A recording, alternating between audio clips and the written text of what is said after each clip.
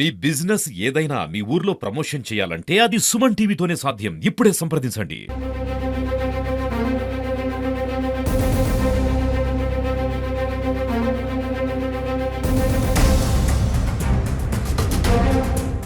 చూశారు కదా! ముంతాన్ తుఫాను ప్రభావం ఈరోజు శ్రీకాకుళం జిల్లాలో చాలా ఉన్నప్పటికి కూడాను అధికార యంత్రాంగం గాని, అదే విధంగాను స్థానిక ఎమ్మెల్యే గుండు శంకర్ గాని రాత్రింబవళ్ళు కూడాను కష్టపడుతూ చేసినటువంటి అహర్నిశలు చేసినటువంటి శ్రమతో ఈరోజు ఈ తుఫాను ప్రభావం వలన ఆస్తి నష్టం గాని, అదేవిధంగా ప్రాణ నష్టం కూడా జరగకుండాను తీసుకున్నటువంటి చర్యలైతే ఈరోజు మనం చూసాము. ఒక్కసారి ఆయన మాటలో తెలుసుకుందాం. ఈరోజు శ్రీకాకుళం పైన ఉన్నటువంటి తీవ్రత ఎలా ఉంది? అదేవిధంగాను రాత్రింబవళ్ళు కష్టపడి చేసినటువంటి ఫలితాలు ఏ విధంగా ఉన్నాయో ఒకసారి ఆయన మాటలో తెలుసుకుందాం. సార్ నమస్తే. అయితే చూస్తే తెలుస్తుంది పూర్తిగా అలిసిపోయి రాత్రింబవళ్ళు కూడాను అధికార యంత్రాంగంతో ప్రతి చోట కూడా వర్షంలో తడుచుకుంటూ వెళ్ళి ఈరోజు ప్రజలను అయితే ఎక్కడ కూడా ఆస్తి నష్టం జరగకుండా ప్రాణ నష్టం జరగకుండా కాపాడగలిగారు. అసలు ఏ విధంగా సార్? అది కేవలం గౌరవ ముఖ్యమంత్రి వర్యులు నారా చంద్రబాబు నాయుడు గారు కానీ, అలాగే మానవ వనరుల శాఖ మంత్రి లోకేష్ అన్న గారి వల్లే సాధ్యమైంది. 1 వీక్ నుండి నిరంతరం ఒక కంట్రోల్ సెంటర్ ఏర్పాటు చేసి అక్కడి నుండి ఇక్కడికి కూడా ఒక సీనియర్ ఐఏఎస్ని స్పెషల్ ఆఫీసర్గా ఈ జిల్లాకు పంపించారు. ఇక్కడ ఇన్ఛార్జ్ కలెక్టర్ ఫర్మాన్ అహ్మద్ గారు కూడా అప్రమత్తమయ్యి ప్రతి మండలంకి ఒక స్పెషల్ ఆఫీసర్ని వేయడం జరిగింది. At the same time irrigation డిపార్ట్మెంట్తో ఆ వాటర్ రెగ్యులేటర్ ఎక్కువ పంట నష్టం జరగకుండా ఉండడానికి నీరు అంతా కూడా నది ద్వారా పంపించి పంటల నష్టం కూడా జరగకుండా ఉండడానికి కాలువలు రిస్ట్రిక్షన్ చేయడం కానీ, అలాగే ఒక్క ప్రాణ నష్టం ఎటువంటిది జరగకుండా ఈవెన్ ప్రెగ్నెంట్ ఉమెన్స్ని ముందస్తుగానే వాళ్ళని గవర్నమెంట్ హాస్పిటల్కి, వాళ్ళకి ఎక్కడ కావాలంటే ప్రైవేట్ హాస్పిటల్కి కూడా తరలించడం.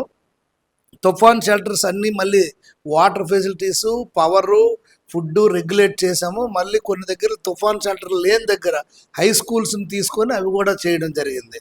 అలాగే మొత్తం మెడికల్ క్యాంప్స్ ఎక్కడికక్కడే మెడికల్ క్యాంప్ తీర ప్రాంత గ్రామాలన్నీ మెడికల్ క్యాంప్స్ చేయడానికి అక్కడ డాక్టర్స్ని అందరినీ పెట్టి ఏదైతే ఎమర్జెన్సీ కేసు ఉన్నాయో ఇప్పుడు చెప్పాను కదా, మన డెలివరీ కేసెస్ లాంటివి ఆ టైంలో ఇబ్బంది పడకూడదని అవి ముందస్తుగానే తరలించడం ఇదంతా చాలా ప్లాన్డ్. గతంలో ఇలాగ ఈ డెలివరీ వాళ్ళని ముందు పంపించడం అది ఎప్పుడు మేము తీసుకోలేదు. ఈసారి వాళ్ళని కూడా ముందు పంపించి ఇవన్నీ ప్రికాషన్స్ తీసుకున్నాం. ప్రస్తుతానికి ఎటువంటి ప్రాణ నష్టం కానీ ఇలాంటివి పెద్ద మేజర్ డ్యామేజ్ అయితే మన జిల్లాకు జరగలేదు. కానీ పీజీపేటలో నది డైరెక్షన్ చేంజ్ అయినందువల్ల నాగావళి నది అది ఒడ్డు వరకు కొట్టుకొని వచ్చేసింది. ఆ బీచ్ అంతా పాడైపోయింది. మనం యోగాంధ్ర చేసాము. అలాగే కళింగపట్నం కూడా బీచ్ పాడైపోయింది నాగావళి రివర్ డైరెక్షన్ చేంజ్ అయిన వల్ల. ఇవి మాత్రం పెను ప్రమాదం మనకి ముంచి ఉంది. అది సీఎం గారి దృష్టికి కూడా ఈరోజు తీసుకెళ్ళాం. గౌరవ ఏవియేషన్ సివిల్ ఏవియేషన్ మంత్రి రామ్మోహన్ రెడ్డి గారికి కూడా చెప్పాను, అచ్చెన్నాయుడు గారికి చెప్పాను, కలెక్టర్ గారికి చెప్పాను, సీఎంపీఎస్కి కూడా ఇన్ఫర్మేషన్ ఇచ్చాం. అది మాత్రం ఇమ్మీడియట్గా మనం గ్రాయిన్ కట్టకపోతే ఫ్యూచర్లో పెదగనగలవానిపేటకి నీరు వచ్చి ఊర్లో కూడా కొట్టుకుపోయే అవకాశాలు ఉన్నాయి. అయితే ఇప్పుడు మనం చూస్తే ఈ తుఫాను హెచ్చరికల ద్వారా ఈ తుఫాన్ ద్వారాను ఎక్కడ పడితే అక్కడ మురికి నీరు చేరింది. తదుపరి చర్యలు ఏ విధంగా ఉండబోతున్నాయి? తప్పకుండా నేను నిన్న ఈవెన్ శ్రీకాకుళం పట్టణంలో కూడా లోతట్టు ప్రాంతాలన్నీ నేను రాత్రి 9:30 వరకు తిరిగి మళ్ళీ మున్సిపల్ ఆఫీసులో కూర్చొని విపరీతమైన అతి భారీ వర్షాలు పడే అవకాశాలు ఉన్నాయి కనుక మనం ఎలాగ ఎదుర్కోవాలా, ఎక్కడ ఎక్కువ ఉన్నాయి అంటే నగర శివారు ప్రాంతాల్లో ఉన్న కాలనీస్ కానీ ఇక్కడ చాలా ఇబ్బందులకు గురయ్యే అవకాశాలు ఉన్నాయి. మొన్న విజయవాడ టైపులో పునరావృతం అవ్వకూడదని జేసీబీలు కానీ అన్నీ మేము అప్రమత్తం అయ్యాం. రాత్రి 11:30 వరకు మున్సిపల్ ఆఫీసులోనే మొత్తం రివ్యూ చేసుకొని మళ్ళీ రాత్రి ఇక్కడ ఇంటికి వచ్చి కూడా 2 గంటల వరకు నేను వెలుగుతూ ఉన్నాం. సో దేవుడి దయ వల్ల ఎక్కడ ఎటువంటి ఇబ్బందులు గురవ్వలేదు. అక్కడక్కడ పంటలు మునిగిపోయి కొన్ని తంపర భూములు మనకి టైలాండ్ కనుక తంపర భూములు కనుక పంటలు కొంచెం మునిగిపోయి ఇబ్బందికర పరిస్థితి ఉంది.